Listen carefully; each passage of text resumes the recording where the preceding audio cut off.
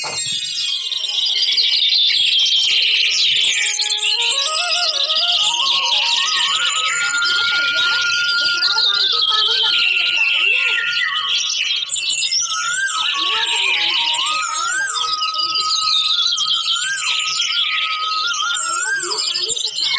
छोटे से गांव के किनारे घने जंगल के पास एक पुरानी और टूटी फूटी सी झोपड़ी थी। उस झोपड़ी में गरीब किसान धनिया अपनी बूढ़ी माँ और बेटी गौरी के साथ रहता था। धनिया के पास बस कुछ छोटे छोटे खेत थे।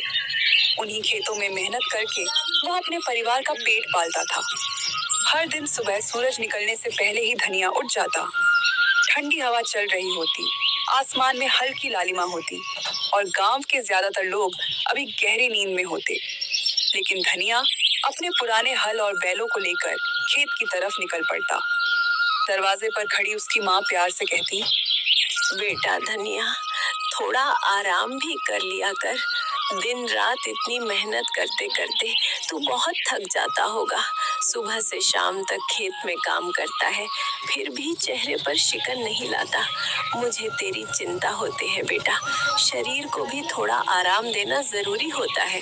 माँ, अगर मैं मेहनत नहीं करूँगा तो हमारे घर का चूल्हा कैसे चलेगा? हमारी जरूरतें कैसे पूरी होंगी? मुझे पता है मेहनत मुश्किल होती है, लेकिन यही हमारी जिंदगी का सहारा है। जब तक मेरे हाथ पैर चल रहे हैं मैं मेहनत करता रहूंगा, ताकि आपको कभी किसी चीज की कमी महसूस ना हो। तभी उसकी बेटी गौरी दौड़ते हुए आती और कहती, बाबा, जल्दी वापस आना, मैं आपका इंतजार करूंगी।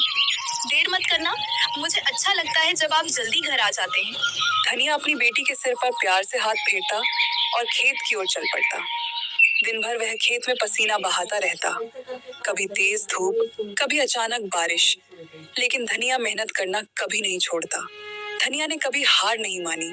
वह हमेशा अपनी माँ से कहता, ईश्वर ने हमें मेहनत करने के लिए हाथ दिए हैं। अगर हम सच्चे दिल से मेहनत करते रहेंगे तो एक ना एक दिन हमारी किस्मत जरूर बदलेगी।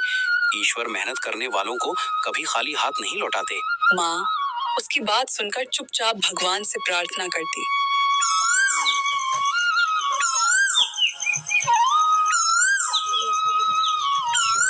बाबा, आज मैं जंगल के किनारे से कुछ लकड़ियां लेकर आई हूँ, ताकि घर के काम में थोड़ी मदद हो सके। अकेली गई थी? बेटा, जंगल के किनारे अकेले जाना ठीक नहीं होता, वहाँ खतरा भी हो सकता है। हाँ बाबा, मैं अकेली ही गई थी। थोड़ा डर तो लगा था, लेकिन मैंने हिम्मत रखी। आप ही तो कहते हो कि डर के आगे हिम्मत रखनी चाहिए, इसलिए मैं बहादुर बनकर गई।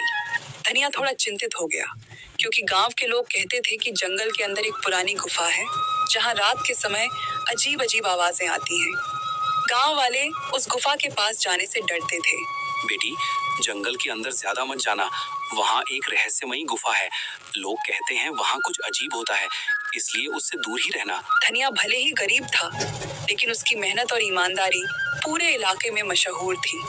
उसके छोटे छोटे खेतों में उगने वाली सब्जियां और अनाज हमेशा बहुत अच्छे होते थे। मिट्टी भी जैसे उसकी मेहनत को पहचानती थी। वह अपनी फसल में कभी कोई मिलावट नहीं करता था, ना कोई दवा जरूरत से ज्यादा डालता, ना ही लालच में आकर अनाज में कुछ मिलाता। यही कारण था कि जब भी धनिया अपनी फसल लेकर बाजार जाता, तो उसकी सब्जियां और अनाज पलक झपकते ही बिक जाते। अगर सच में शुद्ध और अच्छा अनाज चाहिए तो धनिया से ही लेना। उसका अनाज हमेशा साफ सुथरा और बढ़िया होता है, इसलिए गांव के लोग उसी पर भरोसा करते हैं। लेकिन धनिया कभी इसका फायदा उठाकर ज्यादा पैसे नहीं मांगता था। मेहनत का सही दाम मिल जाए वही मेरे लिए बहुत बड़ी बात है। मैं ज्यादा दौलत या बड़ी बड़ी चीजों की चाह नहीं रखता। बस इतना चाहता हूँ कि दिन भर की मेहनत के बाद जो अनाज मैं उगाता हूँ उसका सही मूल्य मिल जाए। अगर मेरी मेहनत से मेरे घर का चूल्हा जल जाए और मेरे परिवार का पेट भर जाए तो मुझे लगता है कि मेरी मेहनत सफल हो गई। मेरे लिए सच्ची खुशी और सुकून इसी में है कि इंसान ईमानदारी से मेहनत करे और उसी मेहनत की कमाई से अपना जीवन चलाए। इसी वजह से गरीब लोग भी अक्सर उसी से सामान खरीदते थे। लेकिन गांव में एक बहुत बड़ा और अमीर व्यापारी था। उसका नाम था लालाचंद सेठ। लालाचंद सेठ पूरे इलाके में अनाज और सब्जियों का बड़ा व्यापार करता था। लेकिन वह अक्सर मुनाफे के लिए मिलावट भी कर देता था और चीजों को बहुत महंगे दामों में बेचता था। जब लोगों ने धनिया से सामान खरीदना शुरू किया, तो सेठ का व्यापार थोड़ा कम होने लगा। यह बात उसे बिल्कुल पसंद नहीं आई। एक दिन बाजार में उसने धनिया को देखते ही ताना मारा। अरे धनिया, तू किसान है या कोई संत? हर बार इतना सस्ता माल बेच देता है, इसलिए लोग तुझे हल्के में लेने लगे हैं। लेकिन याद रख, इस बाजार में असली फैसला मेरा चलता है। अगर तू मेरे हिसाब से अनाज नहीं बेचेगा तो तेरा माल कोई नहीं खरीदेगा। फिर देखना तेरे घर का चूल्हा कैसे जलेगा। सेठ जी, मैं तो बस इतना चाहता हूँ कि मेरी मेहनत का सही दाम मिल जाए। मैंने दिन भर खेत में मेहनत की है, पसीना बहा है। अगर उस मेहनत का थोड़ा सा भी सही मूल्य मिल जाए तो मेरे लिए वही काफी है। मैं किसी को धोखा देकर या गलत तरीके से पैसा नहीं कमाना चाहता। मेहनत का सही दाम मिल जाए वही मेरे लिए बहुत बड़ी बात है। बहुत बड़ी बड़ी बातें करने लगा है तू। सुन ले धनिया, इस बाजार में वही चलता है जो ताकतवर होता है। अगर तूने मेरी बात नहीं मानी तो मैं ऐसा हाल कर दूंगा कि तेरा अनाज बाजार में कोई नहीं खरीदेगा। फिर तू अपने घर बैठकर यही ईमानदारी की बातें करता रहना। बाजार में खड़े कुछ लोग यह सब सुन रहे थे। धनिया ने बस मुस्कुराकर अपनी फसल बेचनी जारी रखी। वह कभी किसी से झगड़ा नहीं करता था, लेकिन लालाचंद सेठ का गुस्सा दिन प्रतिदिन बढ़ता जा रहा था। कभी वह धनिया को सबके सामने नीचा दिखाने की कोशिश करता, कभी उसे गरीबी का ताना देता। फिर भी धनिया के चेहरे पर कभी शिकायत नहीं आती। शाम को जब वह घर लौटता तो उसकी बेटी गौरी दौड़ कर आ जाती। बाबा, आज बाजार कैसा रहा? क्या आज अनाज अच्छे दाम में बिका या फिर लोगों ने पहले की तरह मोल भाव किया? अच्छा रहा बेटी, भगवान की कृपा से आज लगभग सारा अनाज बिक गया। लोगों ने भरोसे से लिया और मेहनत का ठीक ठाक दाम भी मिल गया। घर में कमाई भले ही कम थी, लेकिन उस छोटे से घर में सुकून और प्यार बहुत था। बूढ़ी माँ, बेटी गौरी और धनिया तीनों साथ बैठकर सादा खाना खाते और बातें करते। बेटा, ईमानदारी से कमाया हुआ थोड़ा सा धन भी बहुत सुख देता है। जब कमाई सच्चाई और मेहनत से होती है तो मन को सुकून मिलता है और इंसान चैन से जी पाता है। माँ, हमें जितना मिला है उसी में खुश रहना चाहिए। लालच करने से कभी सच्ची खुशी नहीं मिलती, लेकिन मेहनत और संतोष से जीवन आसान और सुखी बन जाता है। लेकिन उसे क्या पता था कि लालाचंद सेठ का जलता हुआ दिल अब धीरे धीरे एक खतरनाक योजना बना रहा है। एक ऐसी योजना जो बहुत जल्द धनिया की जिंदगी को पूरी तरह बदलने वाली थी। लालाचंद सेठ की जलन अब इतनी बढ़ चुकी थी कि उसने धनिया को बर्बाद करने की ठान ली। एक रात जब पूरा गांव सो रहा था, सेठ ने अपने आदमियों को चुपके से धनिया के खेत में भेज दिया। उन्होंने खेत में ऐसी दवा डाल दी जिससे पूरी फसल धीरे धीरे खराब होने लगी।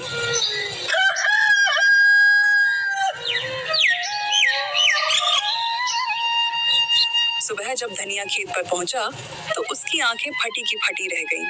हरी भरी खड़ी फसल पीली पड़ चुकी थी, कई पौधे सूख गए थे। वह घुटनों के बल बैठ गया। हे ईश्वर, ये क्या हो गया? कल तक तो मेरी फसल बिल्कुल हरी भरी थी, हर पौधा लहलहा रहा था। मैंने कितनी मेहनत से इस खेत को सींचा था, दिन रात इसकी देखभाल की थी। फिर अचानक एक ही रात में सब कुछ कैसे बदल गया? मेरी सारी मेहनत, मेरी सारी उम्मीदें क्या सब यूं ही खत्म हो जाएंगी? इतने में गांव के कुछ लोग भी खबर सुनकर वहां आ गए। वे भी खेत की हालत देखकर हैरान रह गए और आपस में बातें करने लगे। ये अचानक कैसे हो गया? कल शाम तक तो ये खेत बिल्कुल ठीक था, फसल भी बहुत अच्छी दिख रही थी। एक ही रात में इतने सारे पौधे कैसे सूख गए? कहीं किसी ने जानबूझकर तो कुछ नहीं किया? धनिया को समझते देर नहीं लगी कि यह किसी की साजिश है। उसे तुरंत लालाचंद सेठ का ख्याल आया। अगर ये सब सेठ का किया हुआ है तो मैं चुप नहीं बैठूंगा। मेरी मेहनत की फसल को इस तरह बर्बाद करना कोई छोटी बात नहीं है। मैंने दिन रात मेहनत करके इस खेत को सींचा था, हर पौधे को अपने बच्चे की तरह संभाला था। मैं पंचायत में जाकर न्याय मांगूंगा और सबके सामने सच रखूंगा, ताकि जिसने भी ये अन्याय किया है उसे उसकी सजा मिल सके। यह बात धीरे धीरे पूरे गांव में फैल गई। जब यह खबर लालाचंद सेठ तक पहुंची तो वह एक पल के लिए घबरा गया, लेकिन चालाक सेठ ने तुरंत एक नई और खतरनाक साजिश सोच ली। अगली सुबह वह खुद ही गांव की पंचायत में पहुंच गया। गांव के बड़े बुजुर्ग वहां बैठे थे। सेठ ने ऊंची आवाज में कहा, मुझे पंचायत से न्याय चाहिए। मेरे साथ बहुत बड़ा अन्याय हुआ है और मैं चाहता हूँ कि गांव के सामने इस बात का फैसला हो। क्या बात है सेठ जी, आप इतने गुस्से और परेशानी में क्यों हैं? खुलकर बताइए कि आखिर मामला क्या है। मेरी सोने की अंगूठी चोरी हो गई है और मुझे पूरा शक है कि वो अंगूठी धनिया ने चुराई है। वही कल मेरे घर आया था, उसके बाद ही अंगूठी गायब हुई है। यह सुनते ही पंचायत में सन्नाटा छा गया। उसी समय किसी ने धनिया को बुला लिया। धनिया अपनी बूढ़ी माँ और बेटी गौरी के साथ वहां पहुंचा। धनिया, सेठ कह रहा है कि उसकी सोने की अंगूठी तुमने चुराई है। क्या ये सच है? पंचायत के सामने सच सच बता दो ताकि सही फैसला हो सके। धनिया की आंखों में हैरानी और दुख दोनों साफ दिखाई दे रहे थे। इतने बड़े इल्जाम से उसका दिल टूट गया था। मुखिया जी, मैं गरीब जरूर हूँ लेकिन चोर नहीं हूँ। मैंने किसी की अंगूठी नहीं चुराई। मैं मेहनत से कमाने वाला आदमी हूँ। किसी की चीज पर बुरी नजर डालना तो दूर, ऐसा सोच भी नहीं सकता। मेरा बेटा ऐसा काम कभी नहीं कर सकता। मैंने इसे हमेशा ईमानदारी और मेहनत की सीख दी है। ये किसी की चीज चुराने वाला नहीं है। अगर धनिया सच बोल रहा है तो फिर उसके घर की तलाशी ले ली जाए। पंचायत के सामने उसके घर को अच्छे से देख लिया जाए। अगर वहाँ मेरी अंगूठी नहीं मिली तो मैं भी मान जाऊंगा कि धनिया बेगुनाह है। पंचायत के लोग एक दूसरे का चेहरा देखने लगे। कुछ देर सोचने के बाद मुखिया ने कहा, सच जानने का एक ही तरीका है। हम सब अभी धनिया के घर चलेंगे और वहाँ अच्छी तरह तलाशी ली जाएगी। पंचायत के सामने सब कुछ साफ हो जाएगा और फिर उसी के अनुसार फैसला किया जाएगा। पंचायत के कई लोग, लालाचंद सेठ और गांव के कुछ और लोग धनिया के साथ उसके छोटे से घर की तरफ चल पड़े। धनिया की बूढ़ी माँ और छोटी बेटी गौरी भी डरते डरते उनके पीछे चल रही थी। धनिया का दिल बहुत तेज धड़क रहा था। उसे अपने ऊपर पूरा भरोसा था कि उसने कोई चोरी नहीं की। कुछ ही देर में सब लोग धनिया की झोपड़ी के सामने पहुंच गए। वह छोटी सी झोपड़ी थी, मिट्टी की दीवारें, ऊपर से घास फूस की छत और अंदर बहुत कम सामान। धनिया, हमें तुम्हारे घर की तलाशी लेनी पड़ेगी। पंचायत के सामने सच जानना जरूरी है, तभी इस मामले का सही फैसला हो पाएगा। मुखिया जी, मुझे किसी तलाशी से कोई डर नहीं है। आप पूरे घर की तलाशी ले लीजिए, हर कोना देख लीजिए। मेरे पास छुपाने के लिए कुछ भी नहीं है। अगर आपको अंगूठी मिल जाए तो पंचायत जो भी सजा देगी मुझे मंजूर होगी। लेकिन मैं फिर भी यही कहूंगा कि मैंने कोई चोरी नहीं की है। मैंने किसी की चीज को हाथ तक नहीं लगाया। पंचायत के 2-3 लोग झोपड़ी के अंदर गए। उन्होंने धीरे धीरे हर जगह देखना शुरू किया। कभी पुराने बर्तन उठाकर देखते, कभी कोने में रखी टोकरी को उलटते, कभी खाट के नीचे झांकते। धनिया बाहर खड़ा सब देख रहा था। उसकी माँ ईश्वर का नाम जप रही थी। कुछ देर तक तो कुछ भी नहीं मिला। धनिया के दिल में थोड़ी उम्मीद जागने लगी, लेकिन तभी एक आदमी ने अचानक जोर से आवाज लगाई, रुको, यहाँ कुछ चमक रहा है, जरा देखो तो सही। अरे, ये तो सोने की अंगूठी है। एक पल के लिए पूरा माहौल सन्न रह गया। देखा, मैंने कहा था ना, यही चोर है। अब सबके सामने सच आ गया। अंगूठी इसके ही घर से मिली है। नहीं, ये अंगूठी मेरी नहीं है। मैंने इसे कभी नहीं देखा। मुझ पर झूठा इल्जाम लगाया जा रहा है। ये झूठ है। मेरा बेटा ऐसा नहीं कर सकता। किसी ने जानबूझकर हमारे घर में ये अंगूठी रखी है ताकि धनिया को बदनाम किया जा सके। लालाचंद सेठ के चेहरे पर तुरंत नकली हैरानी आ गई, लेकिन अब पंचायत के लोग एक दूसरे की तरफ देखने लगे, क्योंकि अंगूठी सच में धनिया के घर से मिली थी। अब तो सबूत भी मिल गया। ऐसे आदमी को हमारे गांव में रहने का कोई हक नहीं है। जो चोर है उसे सख्त सजा मिलनी चाहिए ताकि दूसरे भी डरे। मैंने चोरी नहीं की, मुझ पर भरोसा कीजिए। मैं कभी किसी की चीज नहीं चुराऊंगा। ये सब झूठा इल्जाम है। लेकिन उसकी बात सुनने वाला कोई नहीं था। गांव वाले लालाचंद की तरफ देखकर सिर हिला रहे थे और किसी ने धनिया की ओर ध्यान ही नहीं दिया। अगर आज ऐसे चोर को सजा नहीं मिली तो कल कोई भी आदमी चोरी करने लगेगा। गांव की शांति और नियमों की रक्षा के लिए मैं इसे बर्दाश्त नहीं कर सकता। कोई भी ऐसा काम करे तो उसका अंजाम यही होना चाहिए ताकि बाकी लोग सबक सीखें। ऐसे आदमी को गांव से निकाल देना चाहिए। इसे यहाँ रहने का कोई हक नहीं। धनिया, पंचायत के सामने ये मामला बहुत गंभीर है। तुम्हारे घर से अंगूठी मिली है और यही सबसे बड़ा सबूत माना जा रहा है। हमारे पास इसी आधार पर फैसला करना होगा। हमें सच जानना है और उसी अनुसार न्याय करना है। मैंने चोरी नहीं की, मुझ पर भरोसा कीजिए। मैं कभी किसी की चीज नहीं चुराऊंगा।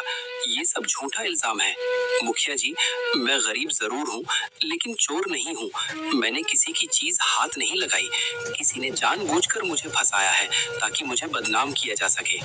लेकिन पंचायत के कई लोग अब सेठ की बातों में आ चुके थे। ऐसे आदमी को गांव से निकाल देना चाहिए। इसे यहाँ रहने का कोई हक नहीं। मत करो ऐसा। हम कहाँ जाएंगे?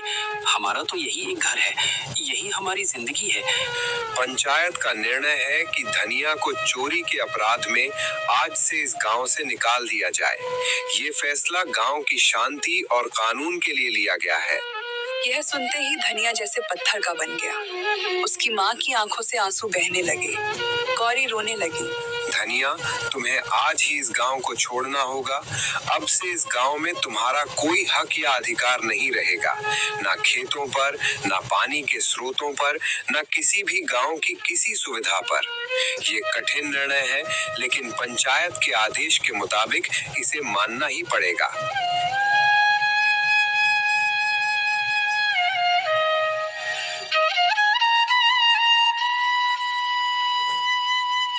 यह सुनकर धनिया ने एक बार पूरे गांव की तरफ देखा। वह वही गांव था जहां उसने बचपन बिताया था, जहां उसके पिता रहते थे, जहां उसने अपने खेतों में दिन रात मेहनत की थी। लेकिन आज उसी गांव से उसे एक चोर समझकर निकाल दिया जा रहा था। लालाचंद सेठ दूर खड़ा ये सब देख रहा था। उसके चेहरे पर एक हल्की संतुष्टि भरी मुस्कान थी, क्योंकि उसकी साजिश सफल हो चुकी थी।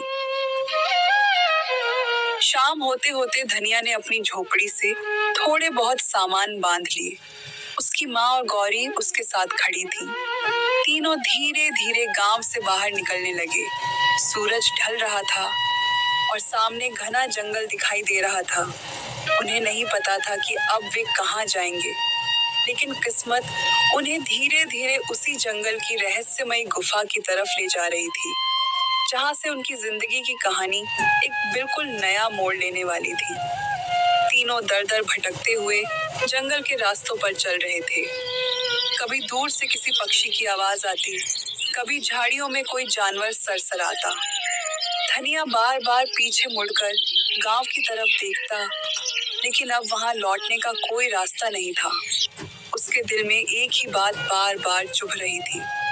उसे गांव से निकाले जाने का उतना दुख नहीं था, जितना इस बात का था कि उस पर चोरी का झूठा इल्जाम लगा दिया गया था।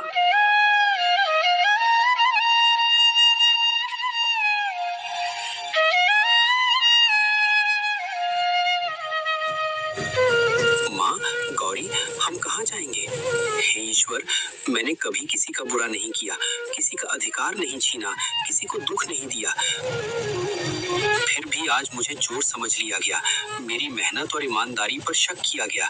लेकिन मैं जानता हूँ कि सच्चाई अंततः जीतती है और आपकी न्यायपूर्ण दृष्टि के सामने किसी का छल और अन्याय टिक नहीं सकता। उसकी आंखें भर आईं, लेकिन वह अपने आंसू अपनी माँ और बेटी के सामने छुपा रहा था। तभी गौरी ने धीरे से कहा, बाबा, मुझे याद है जब मैं जंगल से लकड़ियां लेने आती थी तो रास्ते में एक बहुत बड़ा पेड़ है। उसका तना इतना चौड़ा है कि उसके नीचे हम लोग आराम से रात बिता सकते हैं। वहाँ थोड़ा सा खुला मैदान भी है। सच कह रही हो बेटी? इतना बड़ा पेड़ है कि हम सब वहाँ आराम से रात बिता सकते हैं? हाँ बाबा, वहाँ जमीन भी साफ है और सुरक्षित लगती है। अगर आप चाहें तो हम आज की रात वहीं रुक सकते हैं। मैं आपको रास्ता दिखा दूंगी। धनिया ने अपनी माँ की तरफ देखा। बूढ़ी माँ बहुत थक चुकी थी। बेटा, अगर सच में ऐसा बड़ा और सुरक्षित पेड़ है तो वहीं चलकर थोड़ा आराम कर लेते हैं। रास्ते में थकान भी कम होगी और हम सब एक साथ ठहरकर रात गुजार सकते हैं। तीनों उसी दिशा में चल पड़े। कुछ देर बाद सच में उन्हें एक बहुत बड़ा और पुराना पेड़ दिखाई दिया।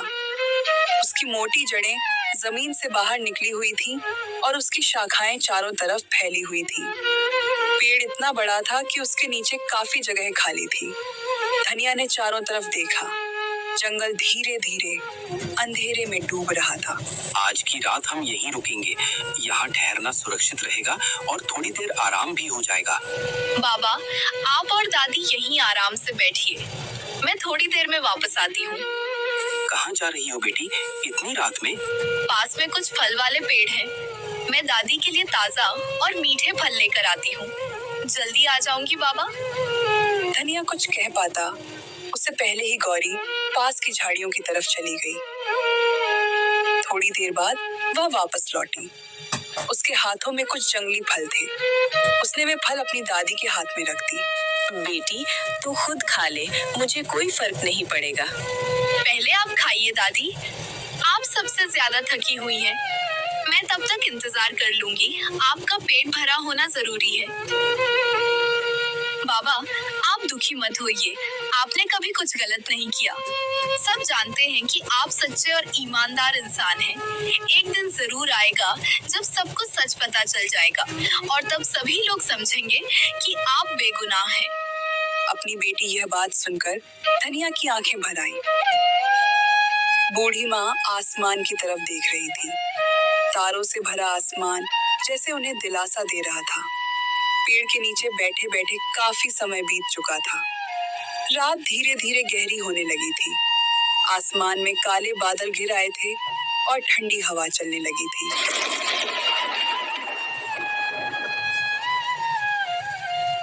अचानक बिजली चमकी और कुछ ही पलों बाद तेज बारिश शुरू हो गई। पहले तो हल्की हल्की बूंदें गिरने लगी, लेकिन देखते ही देखते बारिश बहुत तेज हो गई।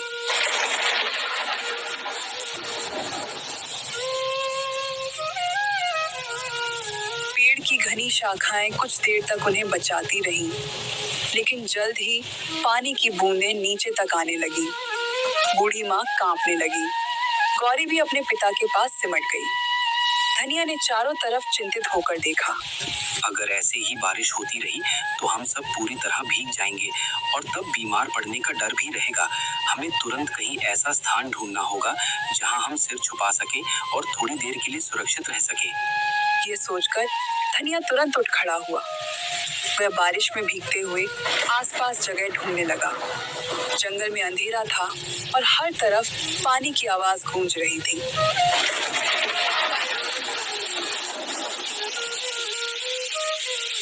कुछ देर तक इधर उधर देखने के बाद अचानक उसकी नजर थोड़ी दूर पहाड़ी के पास बने एक अंधेरे से मुंह पर पड़ी। वह ध्यान से देखने लगा। बारिश की चमकती बिजली में उसे साफ दिखाई दिया। वह एक गुफा थी। धनिया जल्दी से अपनी माँ और गौरी के पास आया और बोला, चलो, मुझे सामने एक गुफा दिखाई दे रही है। वहां जाकर हम बारिश से बच सकते हैं और थोड़ा आराम कर सकते हैं। जल्दी चलते हैं, बारिश तेज हो रही है। तीनों जल्दी जल्दी उस तरफ चल पड़े। कुछ ही देर में वे उस गुफा के अंदर पहुंच गए। गुफा अंदर से काफी बड़ी थी। सबसे अच्छी बात यह थी कि गुफा के अंदर न तो पानी टपक रहा था और न ही तेज हवा आ रही थी। बाहर जोरदार बारिश हो रही थी, लेकिन गुफा के अंदर एक अजीब सी शांति थी, जैसे यह जगह उन्हें सुरक्षित रखने के लिए ही बनी हो। धनिया ने राहत की सांस ली। कम से कम आज की रात हम यहाँ आराम से गुजार सकते हैं। धीरे धीरे थकान के कारण तीनों वहीं बैठते बैठते सो गए।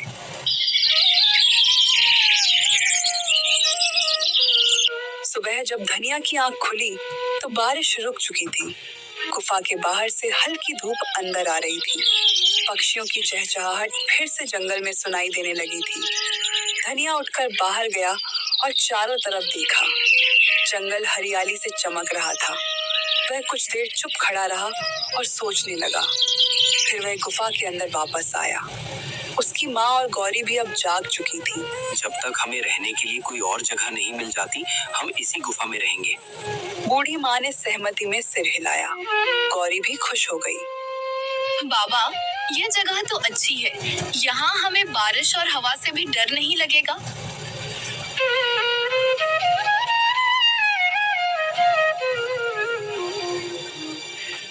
दिन बीतने लगे। धीरे धीरे गुफा ही धनिया उसकी माँ और गौरी का नया घर बन गई। सुबह धनिया जंगल से लकड़ियाँ और फल लाता, गौरी गुफा के अंदर साफ सफाई करती और बूढ़ी माँ पास बैठकर ईश्वर का नाम जपती रहती। गरीबी अभी भी थी, लेकिन तीनों एक दूसरे के साथ होने से संतुष्ट थे।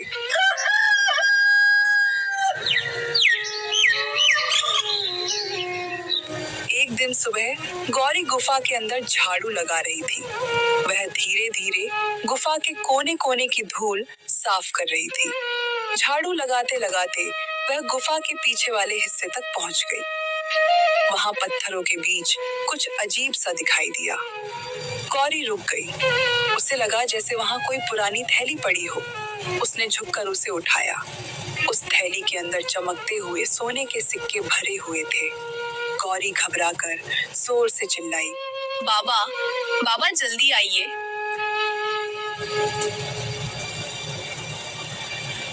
क्या हुआ बेटी?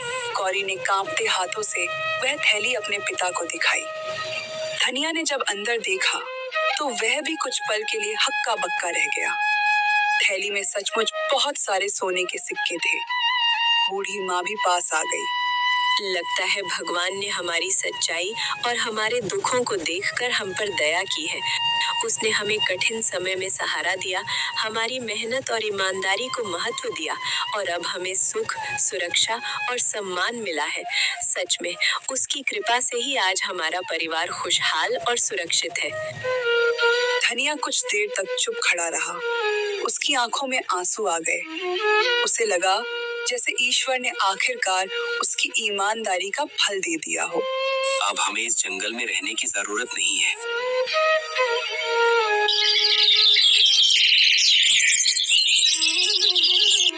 कुछ ही दिनों में धनिया ने उन सिक्कों में से थोड़ा सा इस्तेमाल करके पास के एक दूसरे गांव में छोटा सा घर खरीद लिया। वह अपनी माँ और गौरी के साथ वहां रहने लगा। धीरे धीरे उसने फिर से छोटा सा खेत भी ले लिया और मेहनत करने लगा। अब उनकी जिंदगी पहले से कहीं बेहतर हो गई थी। घर में खुशहाली लौट आई थी।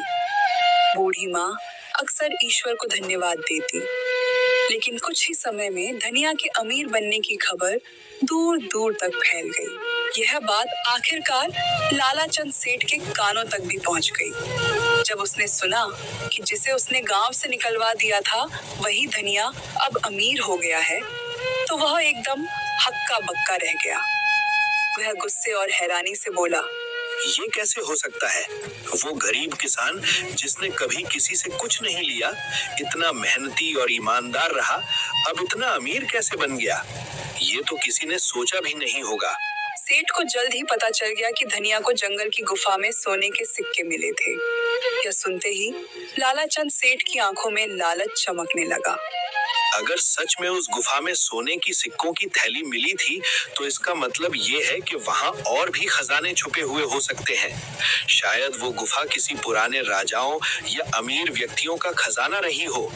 अगर मैं जल्दी ही वहां पहुंचूं और सारी चीजें खोज लूं, तो मैं भी अमीर बन सकता हूं। हाँ, यही मौका है जो कभी दोबारा नहीं मिलेगा। इस बार मैं किसी को रोकने नहीं दूंगा और खुद ही सब कुछ अपने नाम कर लूंगा। लालच से भरा हुआ सेठ उसी समय जंगल की तरफ निकल पड़ा। वह जल्दी जल्दी उस गुफा के पास पहुंचा जहां कभी धनिया रहा करता था। गुफा अब शांत और खाली थी। सेठ की आंखों में लालच साफ दिखाई दे रहा था। वह तेजी से गुफा के अंदर जाने लगा। उसे बस एक ही चीज चाहिए थी, खजाना। लेकिन उसे यह नहीं पता था कि लालच में उठाया गया उसका यह कदम उसकी जिंदगी का सबसे बड़ा सबक बनने वाला है। वो मन ही मन सोच रहा था, अगर धनिया को यहाँ सोने के सिक्के मिले थे, तो जरूर यहाँ और भी खजाना होगा। लालच में वह गुफा के अंदर और गहराई तक जाने लगा। कुछ देर बाद अचानक उसकी नजर एक पत्थर के पीछे पड़ी एक पुरानी थैली पर गई। सेठ जल्दी से वहां दौड़ा। उसने थैली उठाकर खोली और जैसे ही अंदर देखा, उसकी आंखें चमक उठी। उस थैली में भी सोने के कई सिक्के भरे हुए थे। आज तो मेरी किस्मत खुल गई। आखिरकार मेहनत और भाग्य दोनों मेरे साथ है। अब मैं वही कर सकता हूँ जो हमेशा चाहता था। इतना धन जमा करूँ कि कोई मुझसे टक्कर भी न ले सके।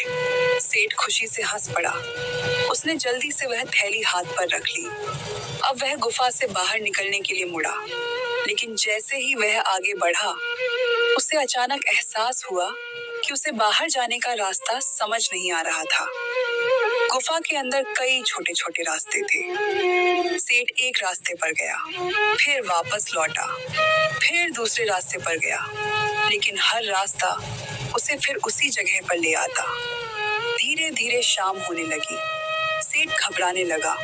वह तेजी से इधर उधर भागने लगा, लेकिन उसे गुफा से बाहर निकलने का रास्ता नहीं मिल रहा था। पहला दिन बीत गया। दूसरे दिन भी सेठ उसी गुफा में भटकता रहा। उसके पास खाने को कुछ नहीं था। प्यास और डर से उसकी हालत खराब होने लगी। तीसरा दिन भी गुजर गया। अब सेठ पूरी तरह थक चुका था। वह एक पत्थर के सहारे बैठ गया। उसके मन में अचानक एक ख्याल आया। वह धीरे धीरे खुद से बोलने लगा, शायद यही मेरे लालच की सजा है। मैंने सिर्फ अपना फायदा सोचा और दूसरों की परवाह नहीं की। अब ये सोना मेरे हाथों में है, लेकिन ऐसा लग रहा है जैसे ये मुझे बंधक बना रहा है। शायद जब तक मैं इसे पकड़े रहूंगा, तब तक मैं इस गुफा से बाहर नहीं निकल पाऊंगा। ये खजाना मेरे लिए वरदान नहीं, बल्कि एक फंदा बन गया है, और अब मुझे इसका सामना करना ही पड़ेगा। कुछ पल सोचने के बाद उसने वह सोने की थैली जमीन पर रख दी। फिर धीरे धीरे पीछे मुड़ा और बिना उस थैली को उठाए तेजी से आगे बढ़ने लगा। कुछ ही देर बाद अचानक उसे दूर से हल्की रोशनी दिखाई दी। वह उसी दिशा में भागा और कुछ पलों बाद वह गुफा के बाहर पहुंच गया। ताजी हवा उसके चेहरे से टकराई। सेठ जमीन पर बैठ गया और जोर जोर से सांस लेने लगा। उसकी जान में जान आ गई थी, लेकिन उसी समय उसके दिल में भारी पछतावा भी होने लगा। वह सोचने लगा, अगर मैंने लालच में आकर धनिया के साथ गलत नहीं किया होता, तो आज मुझे ये दिन नहीं देखना पड़ता। अगर मैंने उसकी मेहनत और ईमानदारी का सम्मान किया होता, उसे गांव से नहीं निकाला होता, तो शायद मैं आज इस गुफा में फंसा नहीं होता। मेरी अपनी लालच और अधूरी चालाकियों ने मुझे यहाँ तक पहुँचाया है। अब समझ आया कि दूसरों के अधिकारों की चोरी करके कोई कभी सच्ची खुशी या अमीरी हासिल नहीं कर सकता। अब उसे समझ आ चुका था कि लालच इंसान को अंधा बना देता है, और कभी कभी वही लालच इंसान को ऐसी मुसीबत में डाल देता है जहां से निकलना बहुत मुश्किल हो जाता है।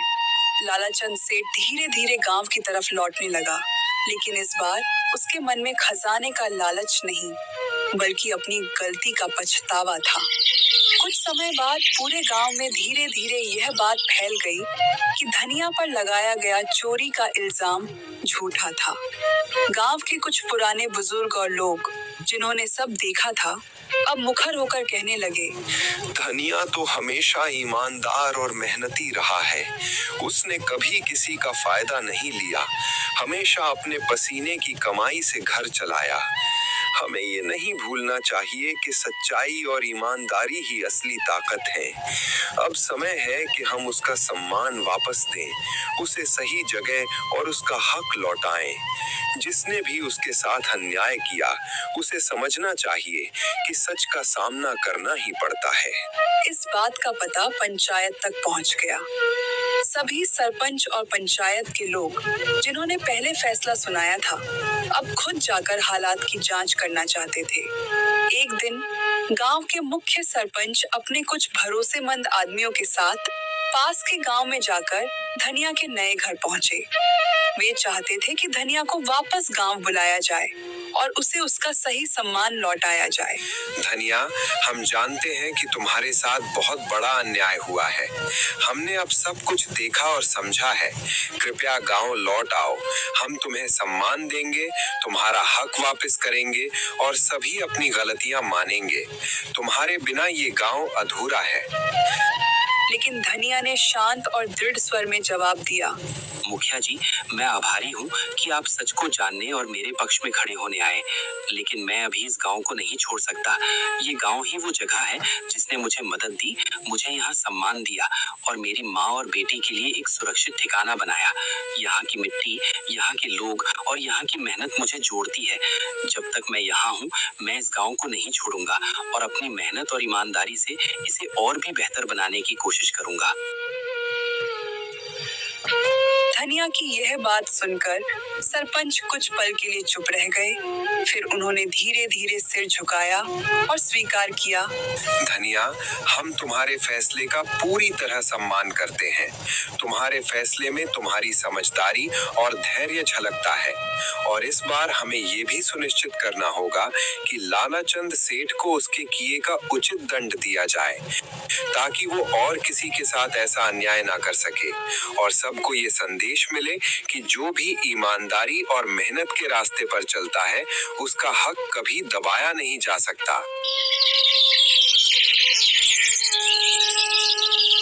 गांव लौटकर पंचायत ने फैसला सुनाया। लालाचंद सेठ को जुर्माने के रूप में दंडित किया गया और उसे गांव से हमेशा के लिए निकाल दिया गया। सब लोग इस फैसले से संतुष्ट हुए। अब धनिया के नाम पर फिर से सम्मान और भरोसा लौट आया। गांव के लोग खुश थे कि सच्चाई हमेशा जीतती है।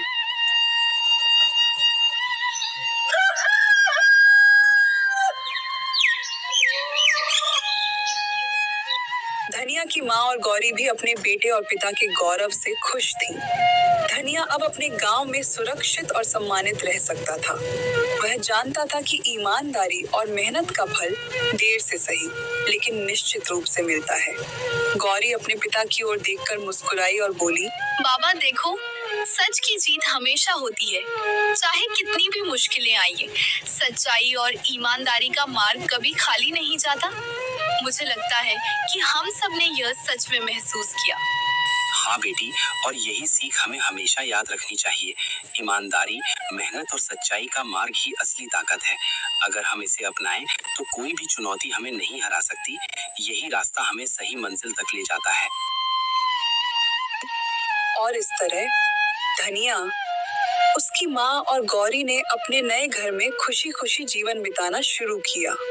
साथ ही गांव में उनका सम्मान और प्यार हमेशा बरकरार रहा।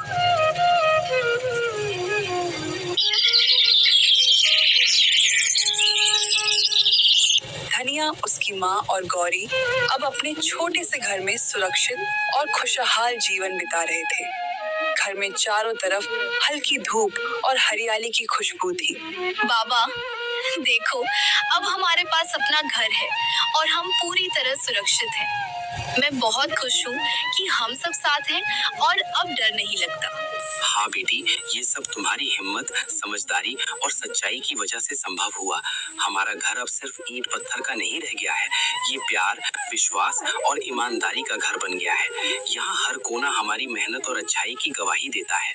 बेटा, तुमने हमेशा मेहनत और ईमानदारी को चुना। आज यही हमें सबसे बड़ी खुशियाँ दे रही हैं। तुम्हारे कारण हमारा परिवार सुरक्षित और खुशहाल है। गौरी, याद रखना, किसी भी मुश्किल में डरना नहीं, हमेशा सच का साथ देना और नेक दिल रहना, यही हमें सही रास्ता दिखाता है और हर संकट में हमारी मदद करता है। हाँ बाबा, मैं हमेशा सच और ईमानदारी का मार्ग चुनूंगी। हम सब मिलकर इस घर को खुशियों, प्यार और सुरक्षा का घर बनाए रखेंगे। आज हमारे घर में सिर्फ सुख और प्यार है। अब हम कभी किसी झूठ, लालच या डर से परेशान नहीं होंगे। हमारी मेहनत, सच्चाई और हिम्मत हमें हमेशा मजबूत बनाए रखेगी। घर के चारों कोनों में खुशियों की गूंज थी। खिड़कियों से हल्की हवा आती और पक्षियों की चहचहाहट घर में संगीत की तरह गूंजती। गौरी अपने पिता के पास बैठकर मुस्कुरा रही थी। धनिया अपने खेत और घर की ओर देखकर संतोष महसूस कर रहा था और उसकी माँ दोनों के बीच बैठकर शांत और गर्वित थी। अब उनके जीवन में सच्चाई, मेहनत और ईमानदारी का फल हर रोज दिखाई देता था। और यह घर हमेशा खुशियों और प्यार से भरा रहता। धनिया ने साबित कर दिया कि सच्चाई और ईमानदारी कभी हारती नहीं। समय चाहे जितना कठिन क्यों ना हो, अंत में जीत हमेशा सच की ही होती है। आपको ये कहानी कैसी लगी कमेंट करके बताइए। धनिया के नाम 2 प्यारी से लाइंस जरूर लिखें।